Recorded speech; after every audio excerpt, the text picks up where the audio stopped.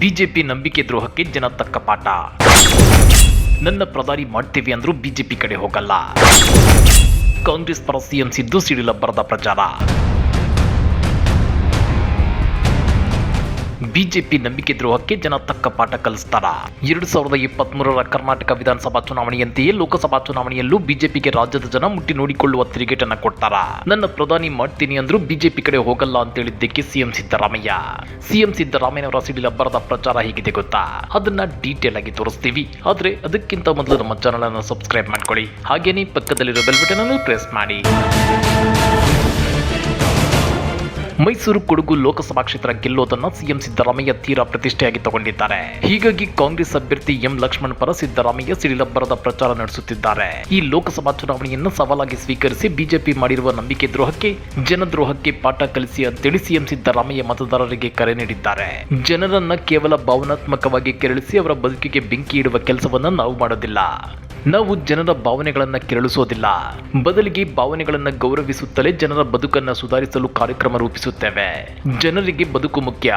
ಮೊದಲ ಬಾರಿ ಮುಖ್ಯಮಂತ್ರಿಯಾಗಿ ಹಲವು ಭಾಗ್ಯಗಳ ಕಾರ್ಯಕ್ರಮ ಜಾರಿ ಮಾಡಿದ್ವಿ. 2ನೇ ಬಾರಿ ಮುಖ್ಯಮಂತ್ರಿಯಾಗಿ 8 ತಿಂಗಳಲ್ಲಿ 5 ಗ್ಯಾರಂಟಿಗಳನ್ನ ಜಾರಿ ಮಾಡಿ ಪ್ರತಿ ಫಲಾನುಭವಿ ಕುಟುಂಬಗಳಿಗೆ ತಿಂಗಳಿಗೆ 4 ರಿಂದ 5 ಸಾವಿರ ಉಳಿತಾಯ ಆಗುತ್ತಿದೆ. ಇದರಿಂದ ಜನರ ಬದುಕಿನ ಸಂಕಷ್ಟ ಕಡಿಮೆಯಾಗುತ್ತಿದೆ ಅಂತೇಳಿ ಸಿದ್ದರಾಮಯ್ಯ ಹೇಳಿದ್ದಾರೆ. ಅಷ್ಟೇ ಅಲ್ಲ, ಇಲ್ಲಿ ಬಂದಿರುವ ನೀವುಗಳೇ ಲೋಕಸಭಾ ಅಭ್ಯರ್ಥಿಗಳು. ಇಲ್ಲಿ ಲಕ್ಷ್ಮಣ್ ಗೆದ್ದರೆ ನಾನು ಗೆದ್ದಂತೆ, ಕಾಂಗ್ರೆಸ್ ಗೆದ್ದರೆ ಸತ್ಯ ಗೆದ್ದಂತೆ ಅಂತೇಳಿದ್ದಾರೆ. ಇದೇ ವೇಳೆ ಡಿಸಿಎಂ ಡಿಕೆ ಶಿವಕುಮಾರ್ ಮಾತನಾಡಿ, ರಾಜ್ಯದಲ್ಲಿ ಮೋದಿ ಅಲಿಯೂ ಇಲ್ಲ, ಬಿಜೆಪಿ 200 ಸೀಟುಗಳನ್ನು ಗೆಲ್ಲೋದು ಇಲ್ಲ. ಬಿಜೆಪಿಯಲ್ಲಿ ಇರುವಷ್ಟು ಭಿನ್ನಾಭಿಪ್ರಾಯ ಹಾಗೂ ಕಿತ್ತಾಟಗಳು ನಮ್ಮಲ್ಲಿಲ್ಲ ಅಂತೇಳಿ ಬಿಜೆಪಿ ವಿರುದ್ಧ ವಾಗ್ದಾಳಿ ನಡೆಸಿದ್ದಾರೆ. ಬಿಜೆಪಿ ಅಭ್ಯರ್ಥಿಯ ಬಗ್ಗೆ ನಾನು ಮಾತನಾಡಲು ಹೋಗೋದಿಲ್ಲ. ಮಾತನಾಡಿದ್ರೂ ಏನು ಪ್ರಯೋಜನವಿಲ್ಲ. ಜನರ ಸೇವೆ ಮಾಡುವವರನ್ನ ಪ್ರಜಾಪ್ರಭುತ್ವ ವ್ಯವಸ್ಥೆಯಲ್ಲಿ ಜನ ನೆನಪಿಟ್ಟುಕೊಳ್ಳುತ್ತಾರೆ. ಬಿಜೆಪಿಯವರು ಅಭಿವೃದ್ಧಿ ಕೆಲಸಗಳನ್ನ ಇಟ್ಕೊಂಡು ರಾಜಕಾರಣ ಮಾಡುತ್ತಿಲ್ಲ. ಮೋದಿ ಅಲೆ ಹೆಸರು ಹೇಳ್ಕೊಂಡು ರಾಜಕಾರಣ ಮಾಡುತ್ತಿದ್ದಾರೆ. 15 ಲಕ್ಷ ಕೊಟ್ಟು ಮಾತನ್ನ ಉಳಿಸಿಕೊಂಡಿದ್ದೇವೆ, ಅಚ್ಚೇ ದಿನ ತಂದಿದ್ದೇವೆ, ರೈತರ ಆದಾಯವನ್ನ ದುಪ್ಪಟ್ಟು ಮಾಡಿದ್ದೇವೆ ಅಂತ ಹೇಳಿ ಮತ ಕೇಳುತ್ತಿಲ್ಲ ಅಂತೇಳಿ ಡಿಸಿಎಂ ಡಿಕೆ ಶಿವಕುಮಾರ್ ಬಿಜೆಪಿಗರನ್ನ ಕುಟುಕಿದ್ದಾರೆ. ಅಷ್ಟೇ ಅಲ್ಲ, ಮೋದಿ ಅಲೆ ಇದೆ ಎಂದು ಓಡಾಡುತ್ತಿದ್ದಾರೆ. ಎಲ್ಲಿದೆ ಮೋದಿ ಅಲೆ? ಮೋದಿ ಅವರು ವಿಧಾನಸಭಾ ಚುನಾವಣೆಯಲ್ಲಿ ಹಳ್ಳಿ ಊರೂರು ಗಲ್ಲಿ ಸುತ್ತಾಡಿದ್ರು. ಬಿಜೆಪಿ ಗತಿ ಏನಾಯ್ತು? ಅಮಿತ್ ಶಾ ಅವರು ಚನ್ನಪಟ್ಟಣದಲ್ಲಿ ಯಾಕೆ ರೋಡ್ ಶೋ ಮಾಡಿದ್ರು? ಯಾಕಂದ್ರೆ ರಾಜ್ಯದಲ್ಲಿ ಮೋದಿ ಅಲೆ ಇಲ್ಲ ಅಂತೇಳಿ ಮತದಾರರಿಗೆ ಸ್ಪಷ್ಟನೆ ಕೊಟ್ಟಿದ್ದಾರೆ. ಇನ್ನ ಸೈದ್ಧಾಂತಿಕ ಸ್ಪಷ್ಟತೆ ಬಗ್ಗೆ ರಿಯಾಕ್ಟ್ ಮಾಡಿರೋ ಸಿಎಂ ಸಿದ್ದರಾಮಯ್ಯ, ನನ್ನನ್ನು ರಾಷ್ಟ್ರಪತಿ ಪ್ರಧಾನಮಂತ್ರಿ ಮಾಡ್ತೀನಿ ಅಂದ್ರೂ ನಾನು ಬಿಜೆಪಿ ಕಡೆ ತಲೆ ಹಾಕಲ್ಲ. ನನಗೆ ಸೈದ್ಧಾಂತಿಕ ಸ್ಪಷ್ಟತೆ ಇದ್ದಾಗ ಮಾತ್ರ ರಾಜಕೀಯ ಶಕ್ತಿ ಬರುತ್ತೆ.